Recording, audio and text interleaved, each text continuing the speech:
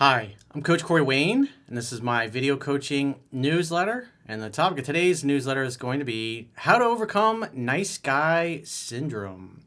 I've got an email. This is from a guy. It sounds like he's relatively new to my work. And you'll see going through his email, it's just, when I read this, it just gives me flashbacks to my early 20s. And he does what, or has been doing, I think he's starting to realize it, the things that I know I used to do. And it's like when he goes out on dates with women he's not that into, he's like, he does everything right, and the women are crazy about him. And then when he goes out with a girl he really likes, his behavior changes. He's extra nice. He doesn't make a move right away. He holds back, and the women can sense this. And by the time he finally gets around to making a move and being direct and decisive, he's gotten himself friend zone. And what's happening is he gives off the vibe that he doesn't have the confidence to go for what he wants. And I remember this. I remember one in particular I wrote about in my book. I was in my early 20s, and this girl really liked me. I could tell by her eye contact the night we first met, and especially like our first date. And even the second date, I could tell she was really into me. But as the weeks went by, we started talking more and more on the phone, and I didn't really understand the process of dating and going from dating to hooking up to relationships, how that whole thing was supposed to progress. Then I end up talking on the phone constantly for several weeks and not really going out much, and then I get friend zoned and ghosted. And as a man, especially when you're younger, you don't know any better, and you could tell a girl's into you, and then as the weeks go by, you in essence talk her out of liking you. So it's a good email for especially those guys, because this guy's relatively new to my work, and people come to my work typically not because things are going great, but because things are going sideways, and they're trying to figure out what the hell happened. So he says, Coach Corey, after watching a few of your videos, I went ahead and purchased your audiobook. Obviously, he's talking about 3% Man audiobook. Oh, and by the way, because I always tell everybody read it 10 to 15 times, the best way to get through it the quickest is to get a combination of the audiobook and either a paperback, hardcover, or a digital version of it. If you get the Kindle and you get the Audible version of it, they have something called Whisper Sync. And so what happens is as you're listening to the audiobook, you'll see yellow highlights of the text as it's being read through. And so the quickest way to get through it is to put it on 2-speed. So if you're following along visually as the words are being read while you're listening to it on 2-speed, you can get through this book in about 3.5 hours or so. So if you want to get through 10, and plus it really forces you to concentrate versus just listening to the audiobook when you're driving in your car or you're working out or you're doing things around the house as you're playing it through like your Sonos system or your speaker system or whatever. So that's a little tip. Works great. That's a great way to get through audiobooks in general, is to get a physical or digital copy and then obviously an audiobook, and then put the audiobook on 2-speed. You'll just get through things a lot quicker. And plus, because you're forced to concentrate on it, you'll get through it quicker and you'll retain more of it. So he says, I was in a 9-year relationship which ended around 2017. I didn't really date at all or even tried to date for about 2 years. And around 2019, so that was 9 years the guy was in a relationship. And so here's the interesting stat about that is typically most people take about 1.5 years to get over a breakup. And so that would kind of make sense. 1.5 years, he was almost a decade with the same woman. And so he's back out in the world, the dating game, and it's pretty normal to take 1.5 years, 2 years off, especially when you've been together with somebody that long. Because when you spend almost a decade of your life, your whole identity is wrapped up in who you are and who you are in that relationship and doing things together. You got mutual friends, families, you're spending the holidays together, and then all of a sudden that person's no longer in your life. And so then you got to kind of get back to being who you were and enjoying your life, being single again, reconnecting with friendships that you may have let go by the wayside, which definitely happens over the course of a decade, especially as you get older. Those things just are going to happen. People move away. Oh, I'll call him next week. I'll see him next year. And then next thing you know, 5 years go by and you haven't talked to somebody you used to be really, really close to. So he says, around 2019, I put some hard work into myself, and I then started to date a girl in late 2021 that I was introduced to by a coworker. So notice what he says. She was really into me, and I hardly had to do anything to hook up with her. I also wasn't really into her, but we dated for about 8 months, and I broke things off with her early this year. I saw a comment earlier from somebody on YouTube that was saying, hey, I'm making dates and I'm doing the things that you're talking about, but it's like all these girls are canceling.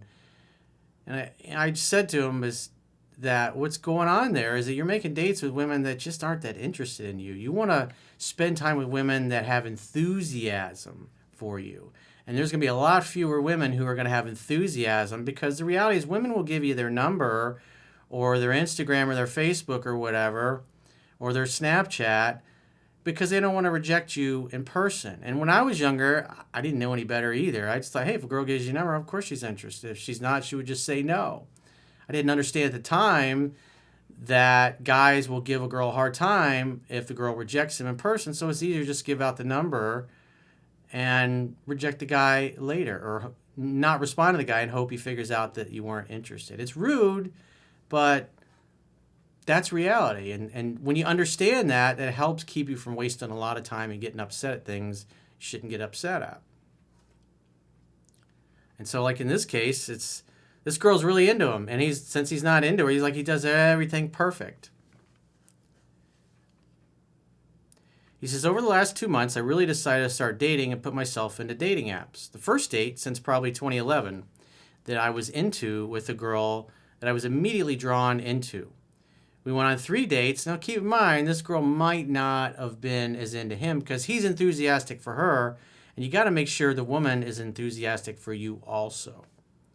And because we tend to project our high interest onto the other person, and we ignore that they're just not reciprocating. We went on 3 dates, and after that, she told me she thought I was amazing and super sweet guy, but she didn't see a romantic spark towards me. Probably because he was a little over-eager, and she could tell that he was way more into her than she was into him.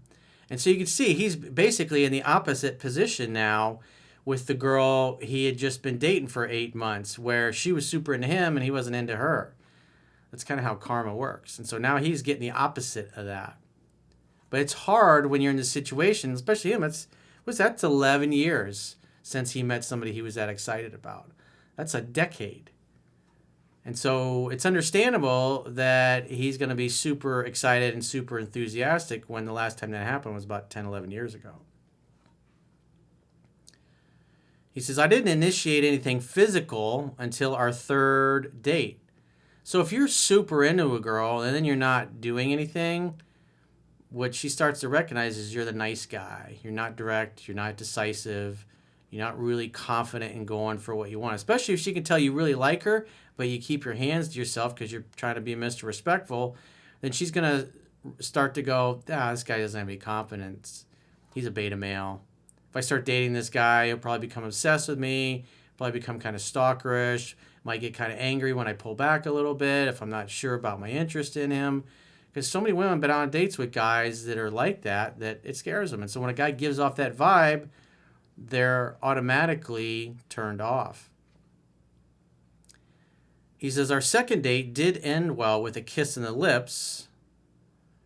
Doesn't sound like there was any passion, though. So in other words, he didn't go for a French kiss. It was just a little peck on the lips, goodnight. Probably because that's all the confidence he could muster. And on our 3rd date, we made out twice. I was just nervous during our dates, being afraid to fuck things up, thinking she would just think that I wanted sex if I tried to make out with her too early into our dates. Well, the other thing is I talk about 3% man, the kiss test. If you're with a woman and you're sitting next to her or close to her, like say she's sitting like right here and you're looking into each other's eyes, then you can kind of slowly look down at her lips and then into her eyes, just like this, just like I'm doing now, and then again, and then back up. And if she looks at your lips at the same time, then you know she's ready to be kissed and you go for it. But instead, this guy's all up in his head. He's like, I really want this girl to like me. I don't want to upset her. I don't want to offend her. He's being too nice. And if she's a pretty girl, a relatively pretty girl, especially if she's on Tinder or dating app, she's been out on lots of dates with guys that just didn't know what they were doing. And they don't want to teach men how to be men. They want you to know, especially if you like them, they want you to go for it. I mean, at the end of the day, the woman submits to the man. That's what they want, a man who's strong enough to do that, to recognize the cues and go for it. He says, or if I was too physical. So again, he's Mr. Nice guy, don't want to upset her. But at the end of the day, as I talk about 3% man, especially if you really like each other, you should be going for the kiss at the end of the night. She might even invite you in. He says, I just asked questions and listened to her for most of the time. And after rejecting a future date and telling me I was amazing and loved my personality, she told me that she really wanted to stay friends. He says, against all my will of trying to be the nice guy, I thanked her with a smile after being rejected. I told her that I didn't want more female friends since I already had enough, that I was trying to date and that I couldn't see her as just a friend. And then I told her she had my number and told her to reach out if she had a change of heart about me and wished her the best. She loved my text, and I haven't contacted her since then, and that was about 2 weeks ago. So as a man, you got to be congruent with that. And you'll see in a second, he doesn't seem to understand the importance of congruency. When a man says something, he needs to follow through on it. Because if you say one thing and you do another, she's not going to trust your masculine core. He says, I feel I am too nice of a guy, especially with a girl that I really like. Yeah, it's not going to work, dude. You need to treat them all the same. And this is something I touch on in 3% Man as well. And what's happening is you're pedestalizing women that you really like. You put this girl on a pedestal and you kissed her ass and you're extra nice and Mr. Respectful and you keep your hands to yourself.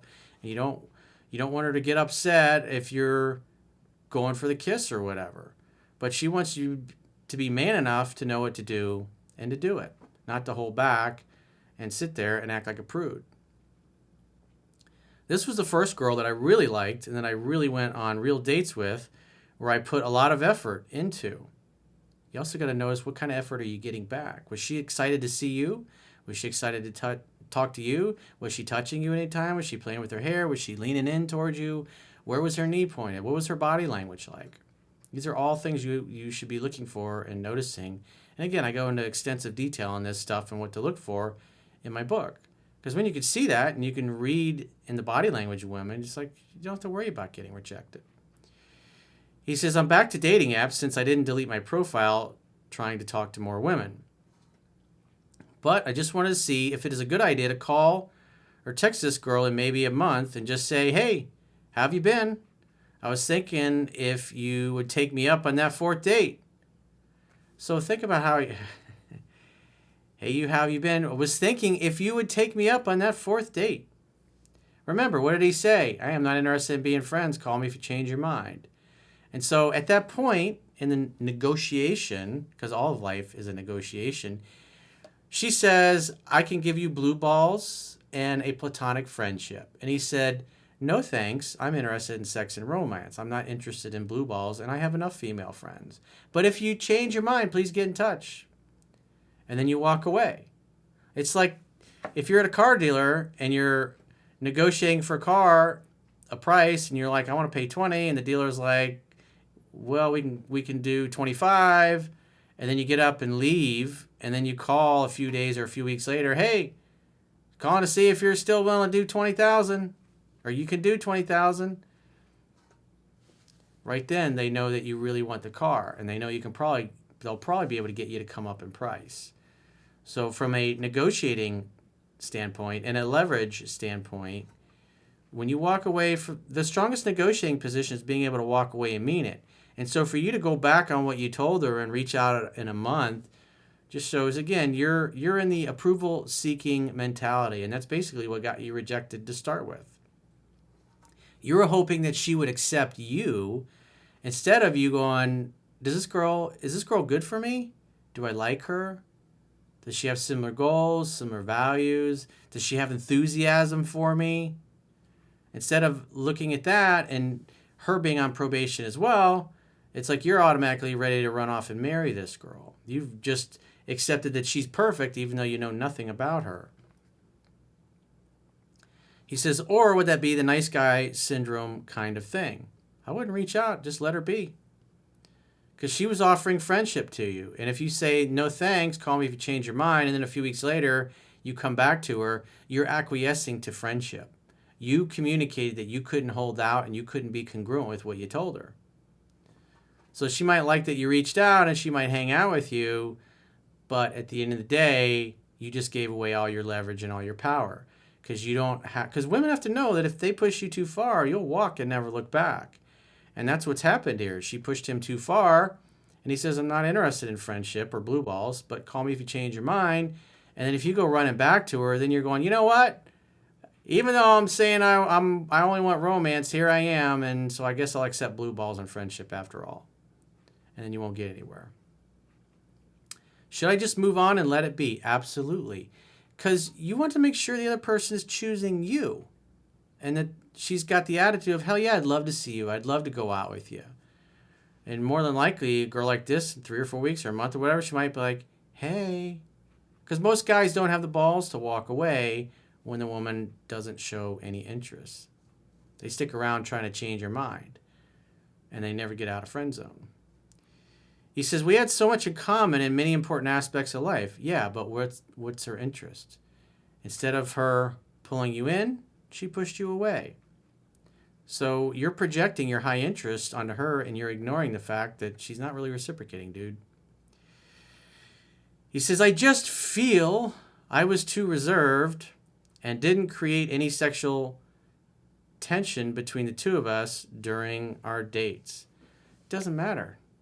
It really doesn't matter. The bottom line is that you should have gone for the kiss at the end of the first date. And if she'd have kissed you back passionately, then she would have gotten a second date. But instead, you waited till the third date to try anything, and by then, you were getting friend zone. But overall, at the end of the day, I would say this girl really didn't have high interest in you. I think she had mediocre interest in you. If I look at her actions, she was kind of just going along with it. So on a scale of 1 to 10, as far as attraction, I would say you were probably a 5. And so there wasn't too many things in her eyes. It's obvious in your eyes, she was a 9 or a 10 in your eyes. But the way she felt and looked at you, you were about a 5. So you were just barely okay enough for her to go out on a date with. That's the bottom line. Because all we have to do is look at the actions. What are her actions? What are your actions? Yeah, you were kind of dopey and overly enthusiastic, but you're kind of ignoring the fact that she was not reciprocating. That's important. That's part of being a man and being realistic and seeing what the situation is and saying, you know what? I deserve to have somebody that really wants to be with me, that's excited to be with me. When women like you, they help you. They make it easy for you. And when you stay engaged with women with low interest, it takes your attention away from any other women out there in the dating marketplace that you could potentially date because you're focused on what's not interested in you. And if you deep down feel that you don't deserve to have what you want, you will justify staying involved with trying to change the mind of women that just aren't reciprocating. Again, I talk about this also in 3% Man. So if you got a question or challenge and you'd like to get my help, go to understandingrelationships.com, click the products tab at the top of your screen, and book a coaching session with yours truly. Until next time, I will talk to you soon.